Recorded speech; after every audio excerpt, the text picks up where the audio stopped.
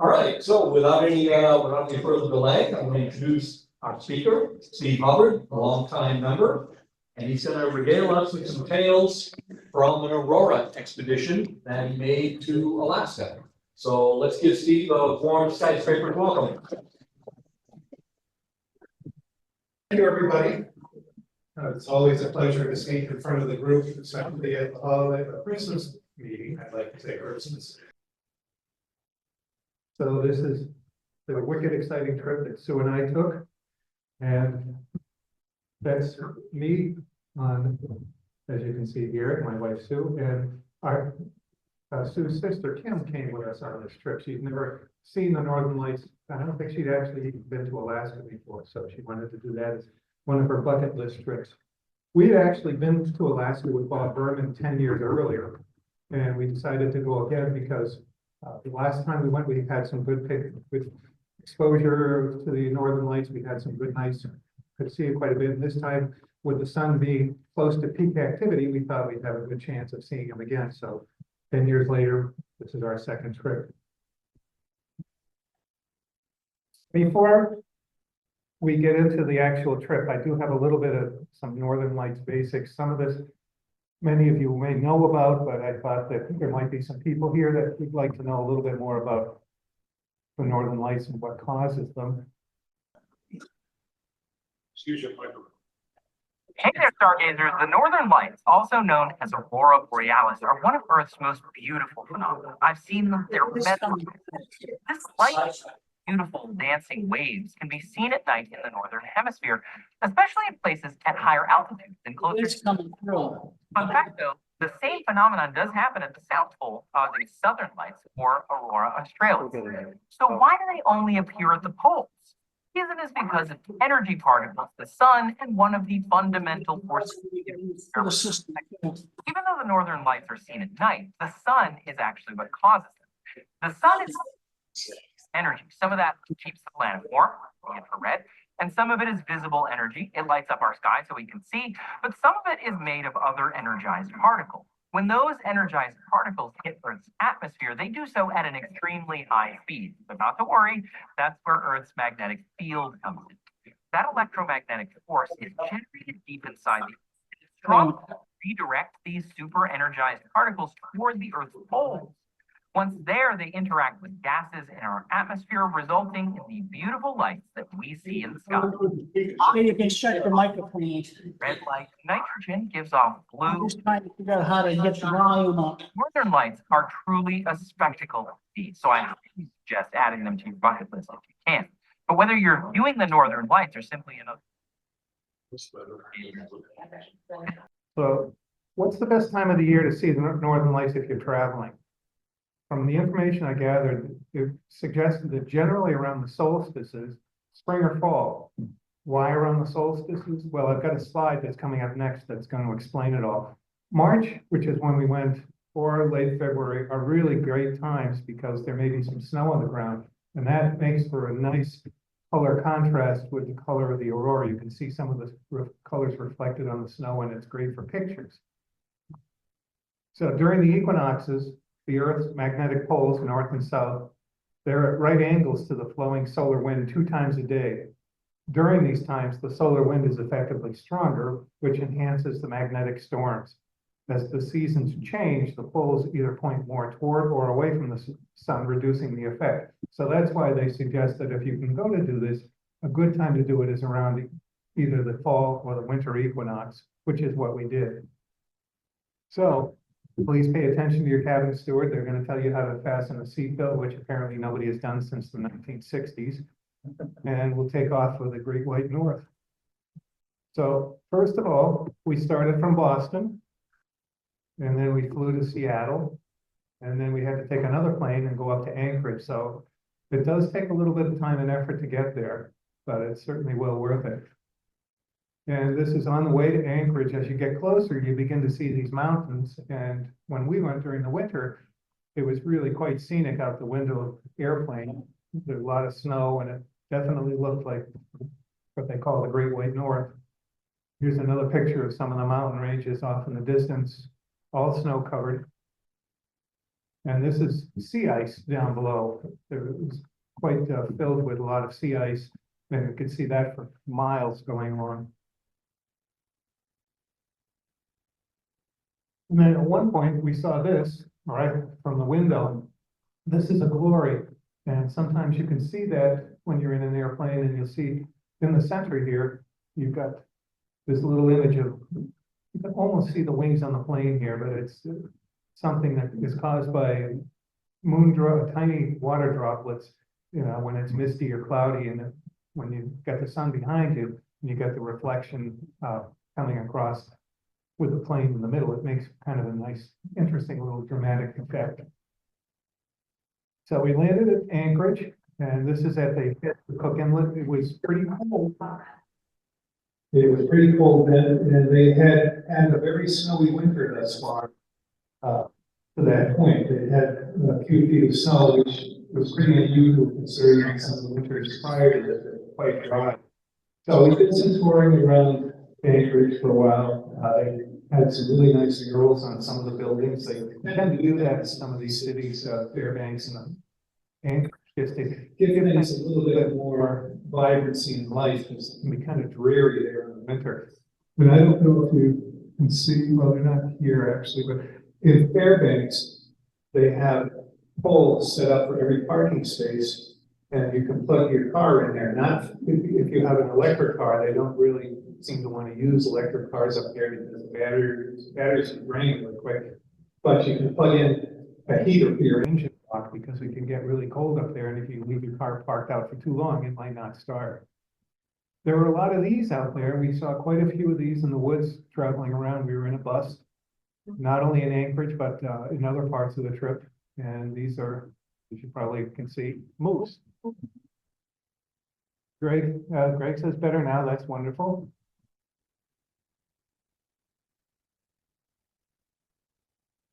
And this was at our hotel. I think you recognize the two of us, and then a polar bear and a brown bear, which are representative of some of the megafauna wildlife in that area. As part of our trip around Anchorage, we did a little bit of sightseeing, as I mentioned, and they took us to an area where they had some of the more devastating effects from the earthquake in 1964. It was one of the most devastating ones to hit North America. And it gives you a little illustration of the two plates that are coming together, which created the fault zones in the area that created the earthquake. And here, there were houses along a bluff here at the top. And after the earthquake, which lasted a couple of minutes and was pretty strong, a lot of the bluff, the soil, so forth, all subsided. Some of the houses fell into the sea. A few people were killed. A lot of the material that's in the area that Anchorage and the surrounding area is built on is kind of a clay material, which during an earthquake almost becomes liquefied. And so that's why some of the effects were pretty severe. And this shows you the pre-earthquake lines of where the shoreline was. So we spent a couple of days there. I didn't bring too many pictures of Anchorage, but on the next phase of the trip, we were fortunate enough to go on the Alaska Railroad, and that was 281 miles in 12 hours, which was actually a very nice way of traveling. And we went up to Fairbanks. And why Fairbanks? It's pretty close to the north, to the Arctic Circle. You're just about at 65 degrees north. And the Aurora Oval is generally right overhead, so that if there's any kind of activity, it gives a really good chance of being able to see some from wherever you are in that area. And it's directly overhead, which is nice too. You're not getting, off in a distance. You can really see some good effects when you're right under the Aurora Oval. And this is the train. It's run regularly, at least once a day. And it was a lot of, it was really a fun way to go. It was very relaxing. The seats were really big. It wasn't like sitting on an airplane, being all cramped in. They had a nice food car there. You could walk around, and we could do a lot of sightseeing. And when we were there, we were very, very fortunate that the skies were clear on the day that we traveled up through Denali National Park, which is where this goes to get to Fairbanks, because oftentimes they say that during the winter especially, it can be kind of hazy, cloudy. So we had some really spectacular views that day. And this is a little short, whoops, go back. Sorry about that. Not me. Not that time. So this is a little short video, just there really a little bit of sound, but it doesn't say much. So I'm not even going to try to go through that process again, just to give you a little sense of what it was like traveling through there. Really incredible mountain ranges, all snow covered. Another moose in the distance. We saw probably a half dozen or so on the trip. And you can see how deep the snow is. They were really making a big effort to get through the snow, and they have very long legs. They might be 3 or 4 feet long, but there had been quite a bit of snowpack recently up there. And we had, as I mentioned, we had a nice clear day. This was something that people told us you don't see too often. It's the top of Denali, which used to be known as Mount McKinley, but they reverted it back to its Native American name. And it's, I think, the highest mountain in the North America. It's a little over 20,000 feet in height. So we had a pretty spectacular view. And we got to Fairbanks, another kind of snowy, somewhat dreary in the winter city. Not too big, maybe a couple of 100,000 people. And this was a view from our hotel room, just to give you a little sense of what it looked like. And while we were there, they took us out to see the ice carving contest. One of the things they do every winter is they have these incredible, really beautiful carved ice blocks. And I've got just a couple of pictures. And it's just, I mean, the detail, it was just incredible. And it was pretty cold too. It was well below 0 Fahrenheit. And so it was pretty intense, but it was well worth it. And these were all done with, starting with some of them with chainsaws and then little tools, and they spend, a couple of weeks doing them, but they last for quite a while because it was so cold. And they had a lot of them at night, which all lit up, so it was really fun. And then when we were in Fairbanks, we went on to Chena Hot Springs, which is about 60 miles outside of Fairbanks. And it's a very dark site, which is what you ideally would like to have because it gives good contrast between the northern lights and the rest of the sky. And we were very fortunate again, because when we were there, and Sue can tell you, I was kind of depressed and negative about the trip for a while because the forecast for the entire week had been for clouds, maybe some snow, and it didn't seem like we'd have any possibility of seeing the northern lights at all. And until we got to Chena, it was turning out to be that way. But when we got to Chena, we actually had 2 really beautiful nights where it was clear and dark, and we did get to see the northern lights, which I'll get to shortly. So this is the entrance to the hot springs, and you can see a little bit of mist here. This is not actually cloud cover or anything. This is a hot springs because beneath there's some volcanic activity close enough to heat the water and not create geysers, but the hot water comes up beneath the ground. And a little sundog there. And Sue and her sister at the place that we stayed. Just a couple of general pictures. They have a couple of really big greenhouses, and they can grow a lot of their food in the greenhouses for the people that come there. They have a restaurant there too. One of the reasons that they can do that is because being a natural hot springs, they can pipe in the hot water to keep the greenhouses warm and not have to spend a fortune on trying to fuel them with gas or electricity or anything like that. And I forget why the airplane was here. I think it was one that landed there and then had some kind of a mechanical problem, couldn't take off, and whoever owned it just said, I can't get it out of there, so you keep it, and that's what they did. They have a landing strip here. It's for small to moderate sized airplanes, so that also made for a good place to go out and take a look at the northern lights. It is surrounded by mountains not too high, but that help to make some dramatic backdrop for the pictures. And the water here is always ice-free, again, because it's hot. So there are quite a few ducks that take advantage of that. How hot is the water They have a place where you can go into it and swim. it's kind of mixed with some cold water too, but it's probably well over 120, so, yeah. I mean, it's nice. Yeah, basically what you do on this, I didn't get a good picture because it was cold enough that the steam came up, but there's a little ramp here, which you can barely see through the mist, and then the hot springs that people can go into is here. You go into the changing room, and then you basically run as quickly as you can in your bathing suit down the ramp because it's really cold, and then get into the hot springs. And so that's kind of fun. And then we did a snowcat right up to the top of this mountain at sunset. So I just got a little picture of this. This was kind of like being inside a tin can. There's no ventilation or not much, and it's kind of bumpy, but it was fun. It was like being in a little, almost like a tank, small tank, and you can see a better picture here of what they actually look like. There's the motor here, and then yeah, a little train almost. I think I lost space. Yeah. These were ex-military, and they got them in surplus and used them to bring people up to the top of the mountain.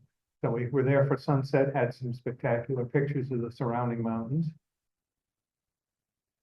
And then here, this was just another short video, kind of giving you a little sense of what it looked like from up top. How cold is it right at sunset? During the trip, it was probably at least 12 to 15 below 0 Fahrenheit. So it was pretty cold. So you don't complain anymore when you're back in Worcester, right? Huh? You don't complain anymore when you're back in Worcester in the winter time? Well, not really. I like to complain in general. No. I mean, after you've gone through that, yeah, it doesn't feel too cold. And then, of course, you know, what do you do after you've gone up on a nice trip like that? You have some nice cold champagne. But you can see everybody's kind of bundled up because it was cold. And then the other thing that they have at Chena Hot Springs is a place where there's dogs, and they have dog sled rides. So they have quite a stable of dogs, and here we are getting ready for our ride. The slide's over here. And this is a short video of going down one of the trails, which is pretty interesting because it's really cold and you get that wind whipping in your face, but it was a lot of fun. It was during the daytime, and you can see the dogs. They say the dogs really like to run a lot, so they really enjoy it.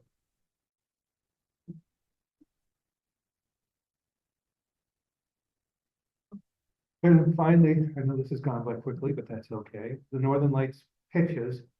You see the temp? Minus 18. That was when we got up in the morning. So during the night, it was probably a little bit lower than that. Very challenging when you had to change batteries, which don't last too long, and it was impossible to do it with gloves on. So I had to do it with just my bare fingers a couple of times.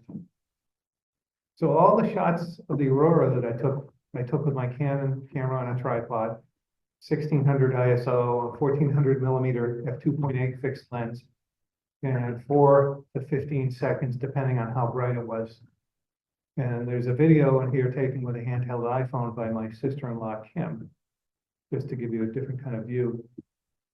So we started off, it was bright enough that, you know, you could get some good background pictures of the Aurora starting to come up here. It was the first evening. And you can see how dark it is too.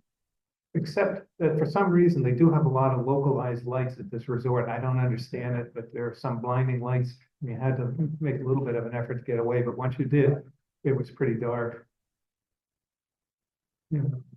And you can see some of the curtaining, but you know, the lights that were on in the greenhouse a lot of the night. I don't know why. That, I believe, was Jupiter, but here are the Pleiades. And some more of the Northern Lights. This was all in the northeast. Lyra is here, there's Vega. And it got pretty intense for a while. And you can see that I mentioned earlier that there's mountains around the sides. It made for a nice backdrop with the mountains and the trees.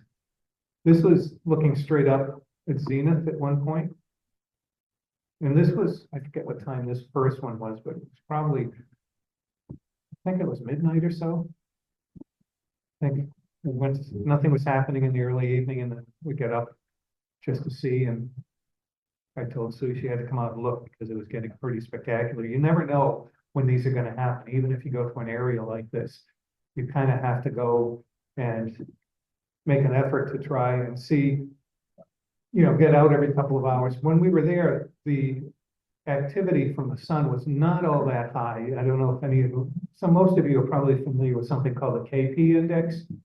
And if you look at that, that will tell you how much activity, how many particles may be coming from the sun, give you some idea of whether the aurora would be intense or not. And they were at about 2 or 3 when we were there, but just where we were and, lucked out there was enough of it. So we got some pretty good auroral activity. Again, this was Xena. Stephen, were these vivid to the naked eye as they were to the camera? No, the northern lights are never as vivid to the naked eye. They were very green, a slight hint of red, but the camera really picks up colors much more than your eye will generally see. Yeah. Except some of you probably saw the aurora recently here a couple of months ago in this area. That was one of the few times that I've seen a vivid red to the naked eye. It was really unusual.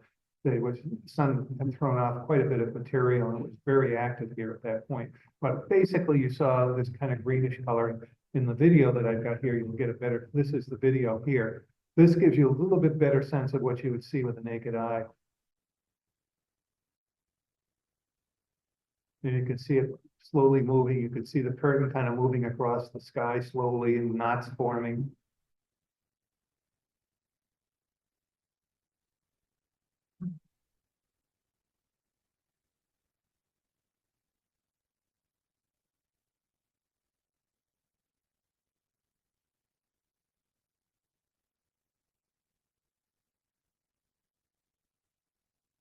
A little bit. But that was with a handheld iPhone, so it gives you a sense of what you can do, not only with a handheld phone nowadays, with the camera technology that they have, but also a little better idea of what it might look like visually for you. You could definitely see some motion. Sometimes it looked like streamers slowly floating across the sky, greenish, kind of almost fluorescent streamers. Sometimes a little bit like curtains shimmering in the wind.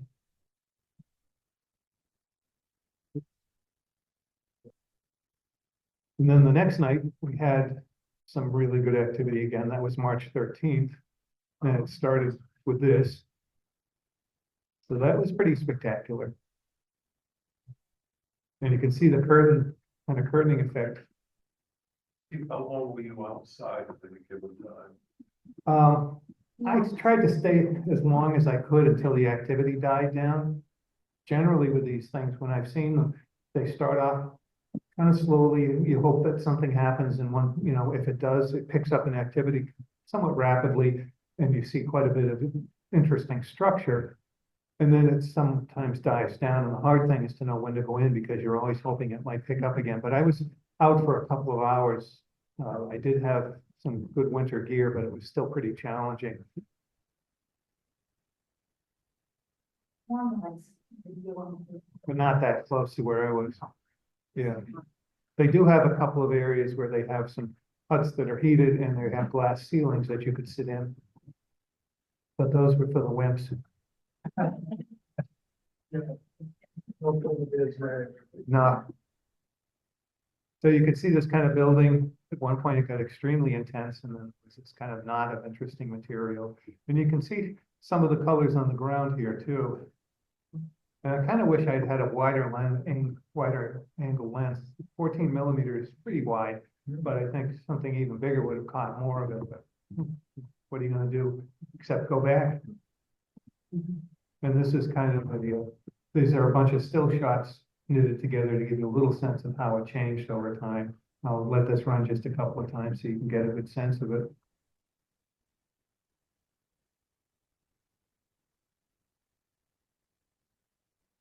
That's the best for being out cold like that.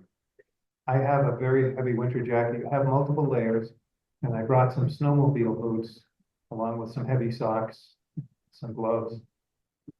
It's layers. How many layers specifically? What type? Well, I had a flannel shirt, a sweater, the heavy jacket. I have a special hat type, and I have some gloves that have the fingers where you can open up the fingers so I could try to work the camera, which probably wasn't ideal, but that's what I had. How quickly did your battery drain? They drained over the course of probably an hour or so. No, but I mean, normally you get a few hours, and then at the end of that time, even though this was going on, there was still enough activity. I wanted to change the batteries, and that I had to do with my bare fingers, which was kind of tough. And this is a different sequence.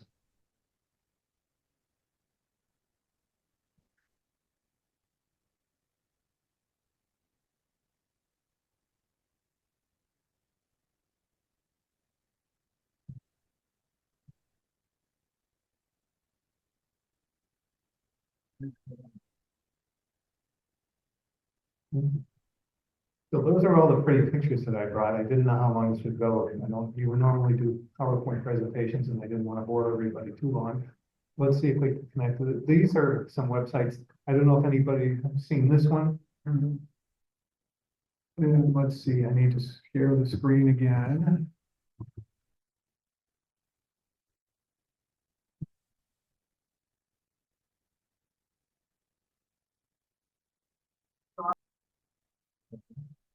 So this site I found to be really very helpful. And it's one put out by NOAA. And if you look for NOAA, you basically ask it for Aurora prediction website, NOAA. It'll bring you to this. It's noted as being experimental, but it does give you, day by day reading of the indexes here. They're green right now, which indicates low activity. As they get more activity, as more the sun throws off more energetic particles, you might see them turning from yellow to red. And it gives you an idea of what the auroral forecast will be and where the auroral arc will be. So if you see it, with reddish indications here, and they show that the auroral arc may come down lower, which it did a couple of months ago, then you know that maybe you ought to go out and take a look at it. So it's just another way of checking out what's going on and getting some kind of prediction of when you can see this.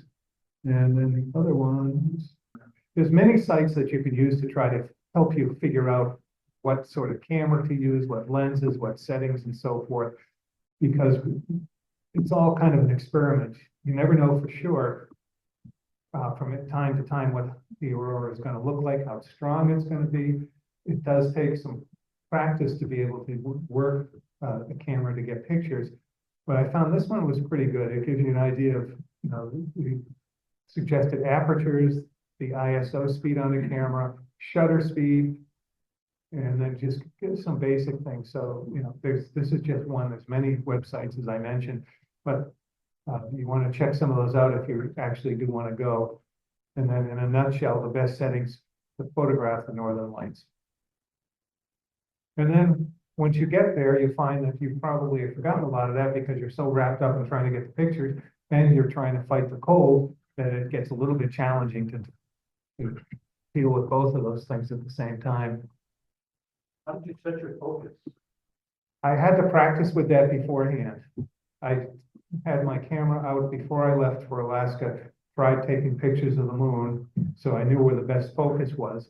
And then, unfortunately, I mean, most of the pictures were pretty well focused, but you're moving the camera around to get different parts of it and get wrapped up in taking the pictures.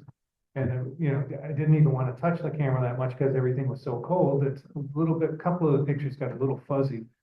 So it's yet another thing you have to try to remember. But just as with anything like this or taking pictures of a total solar eclipse, you can practice all you want, but once you get there, you're so wrapped up in the event and it gets so exciting that sometimes you forget what you're doing. See, the other thing too is in the old days, the old single lens reflex cameras, if you turn the focus ring all the way to whatever direction it was on infinity, Yeah, it was at infinity.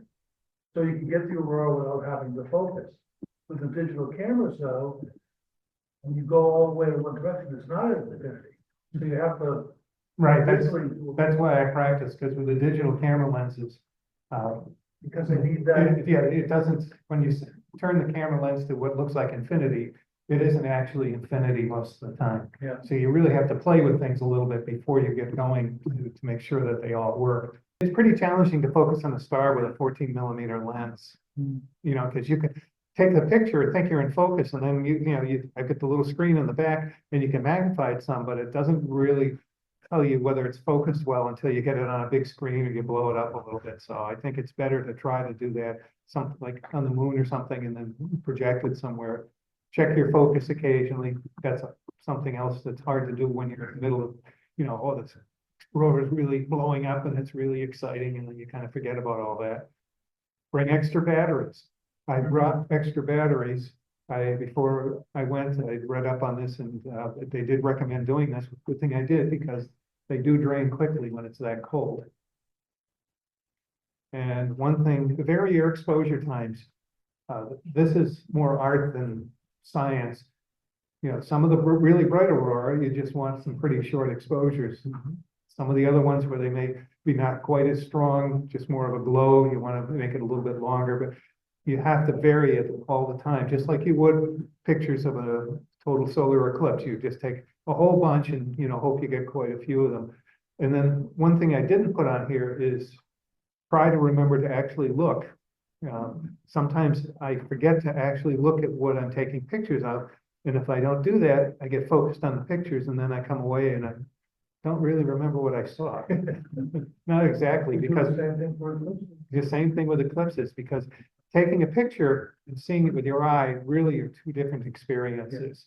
And I did try to make an effort at various points to just kind of look a little bit, although it was pretty tempting to just keep snapping the pictures. But, just seeing the motion, seeing, the kind of the ethereal soft glow in the sky versus what you get in the pictures, which is quite a bit more enhanced and intense, was a very different experience. So I can't recommend that strongly enough. Whether it's I had a tripod the whole time. This was always on a tripod, and that's another thing. If you have something that you want to use, which involves a tripod or anything else, you want to get your equipment checked out where it's warm, you're at home, understand where it works, make sure everything is together. You know how to open it up and close it, because in the dark and in the cold, it's a very different experience. And if you're not prepared for that, you could waste a lot of time and get very frustrated, which sometimes people do. Yes. Did you try any video with your camera? No, I didn't try any video with my camera because my sister-in-law Kim was using her iPhone and she got some really good ones. She had some other ones, but that was probably the brightest one, the one that I had in the show. The other ones show pretty well on the computer screen, but not so much on this screen because the projecting isn't quite as strong. So, I let her do that, and I was taking the still pictures. I thought I'd rather try to do that than try to mix up both of them. So we were very, very fortunate that these were the only 2 nights of the entire trip where it was clear. And we hit it just right, fortunately, because we were in the darkest possible area, except for some local lights. And, it was just a beautiful, beautiful experience. Early next year. Or you can take other, there's other people that do these trips. There's a lot of companies that will make you, give you this experience. You can go to Iceland too. Some of our members have done that, but I think we thought that Alaska seemed to be pretty. Are the southern lights on your bucket list as well? I don't know if we could afford that. That's a pretty expensive trip to go as far as Antarctica. And you see the same thing, only upside down, right? Bob Berman has these trips already set every March. I think there's another one coming up. That's all I had. I just wanted to give you a little kind of sampling of the trip, a sense of it. If you ever get a chance to go and do anything like this, I strongly recommend it. It's a lot of fun. It's very interesting. It's very different than traveling in the summer, of course. But the good thing is that the national bird of Alaska is the mosquito. And you're not going to find that when you go to see the northern lights in the winter. That's apparently they have swarms and swarms of really big mosquitoes all over the place during the warmer weather.